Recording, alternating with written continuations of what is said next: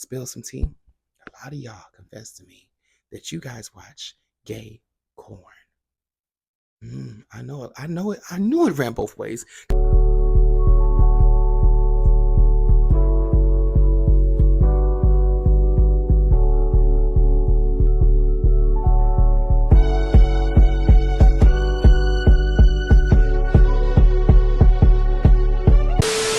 Dude, what's up, baby? It's your favorite awkward black boy, your favorite anti-social extrovert, Blake, mother loving Dupree, back at it again at the Diary of Dupree YouTube channel. Welcome to my channel. Oh, welcome back to my channel. Make sure if you're new, you like, comment, subscribe. Let me know how I can support you. And if you're not new, thank you for always being the day one, baby. Thank you for returning. Thank you for turning on the TV and supporting me throughout your day. Words cannot explain how appreciative I am of it. I'm so appreciative of these past couple weeks. Not only did I close my show at the Young People's Theater, I also flew to Atlanta. I was flued out. We're getting flued out. All expenses is paid.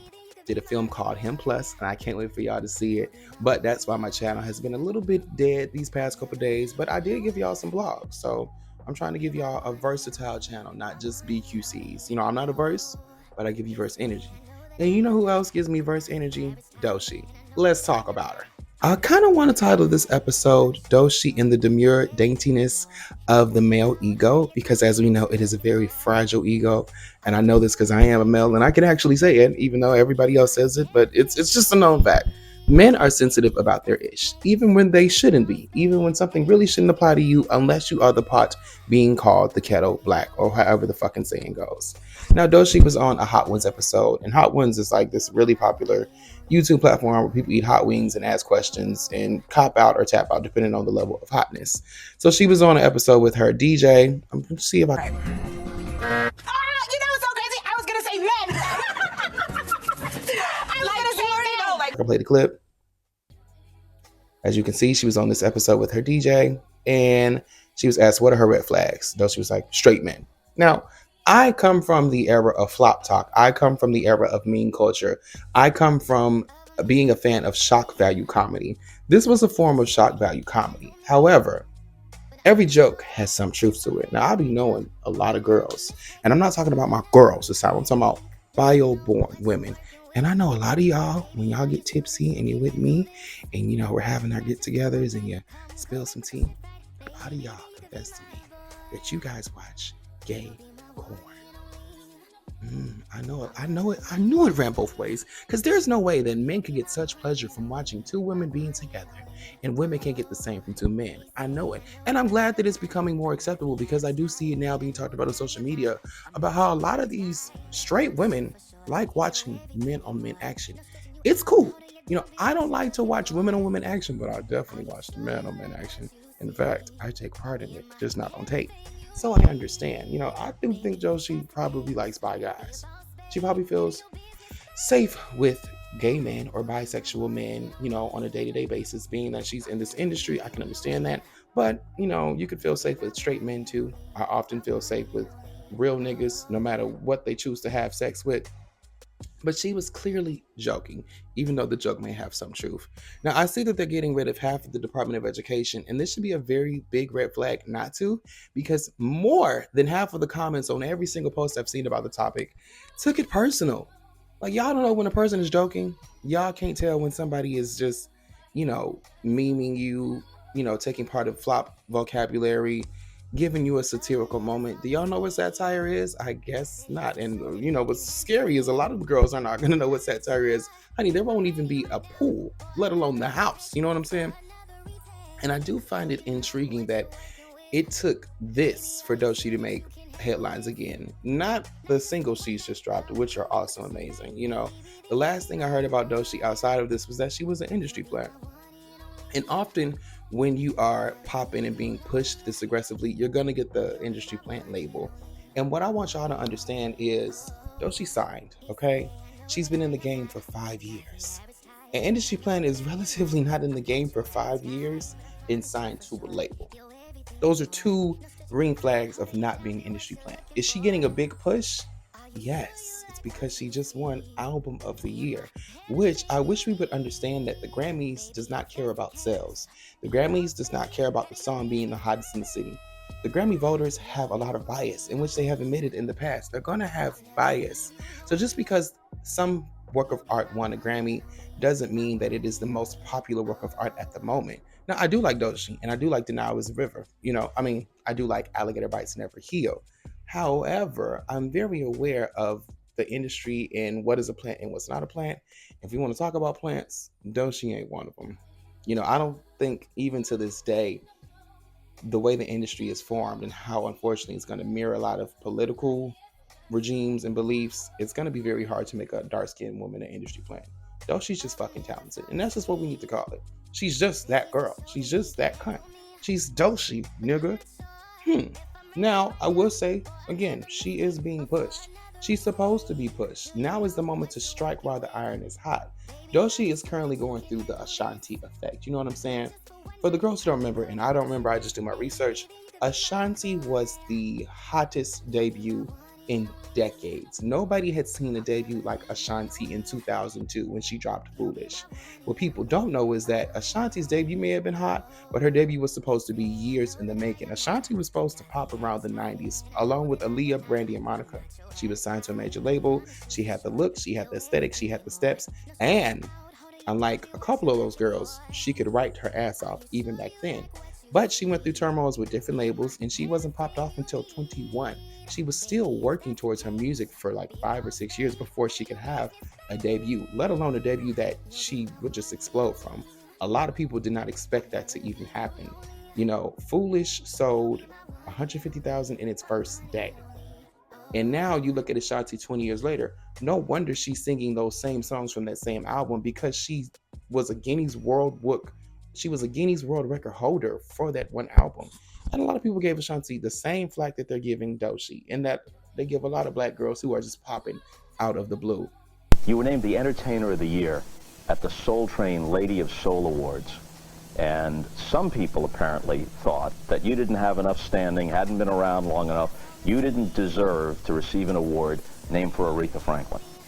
And some website pops up. Right. And eventually it grew to some 30,000 online signatures saying, "Down with Ashanti." Right. And your reaction was what? It hurt. You know what I mean? I'm a human being, but I wasn't in the corner crying, depressed. I didn't lock myself in a room anywhere. And it actually turned out to be a motivational thing for me, because it's like, oh, she can't sing, she can't this, and she hasn't been in the game. Oh yeah, I can? Watch this.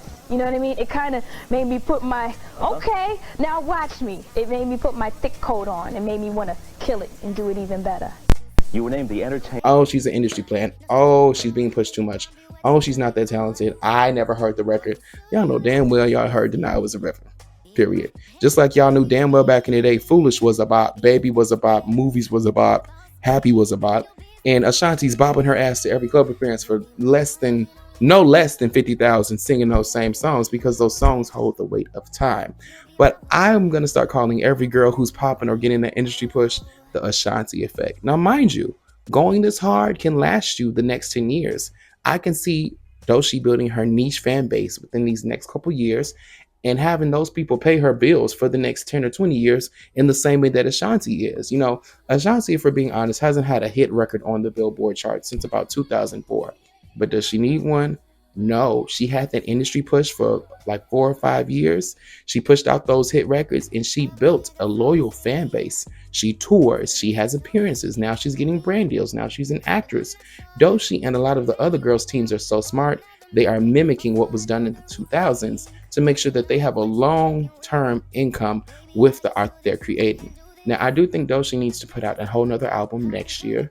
Give us a different concept, switch shit up like Doja Cat did and so many of your other peers did, and then we really cooking with fire. We really cooking with some hot shit. But to call Doechi industry plant, it's a stretch a little bit if you know anything about the industry. I will say she is getting an industry push. There's a push and there's a plant. There's gay, there's straight. There's bi, there's not. There's hetero, then there's me, Dupree. Now, we love you, Doechi. I get it, girl. You troll, I troll. I just ain't famous, so people ain't down my throat. But ignore the male ego. Niggas gonna say what they want. They never had a chance to shoot anyway.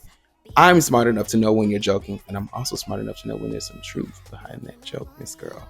But I'm so glad I'm back in full effect, giving you a Friday morning video. Enjoy your weekend, baby.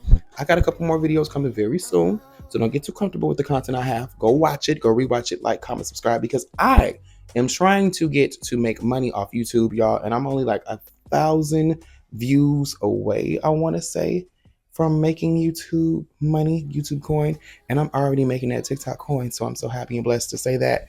And I just want to say, if you're out there trying to be a content creator, just start. I don't give a fuck if you ain't got the light. I don't give a fuck if you got the mic.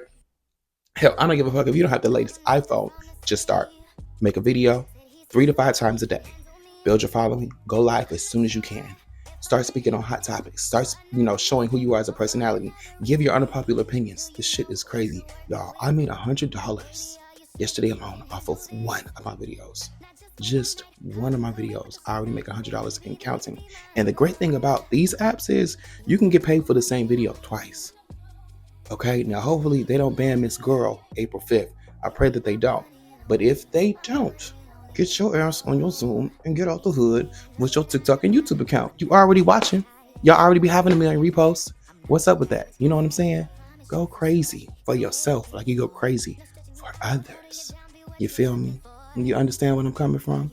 Y'all going crazy with these Cowboy Carter tickets. Apparently not, because Beyonce's selling out some dates, but apparently she isn't. But my thing is this, I love Be Down, and I have my Cowboy Carter tickets. I hate to, y'all see how I just switch it up so effortlessly there? Book me. Beyonce should have waited to drop Renaissance Act 3. I wanted to see Act 3 and Act 2 in the same little era so I can get my rock country, hopefully R&B Beyonce back. But this is why I believe Act 3 won't be a rock era.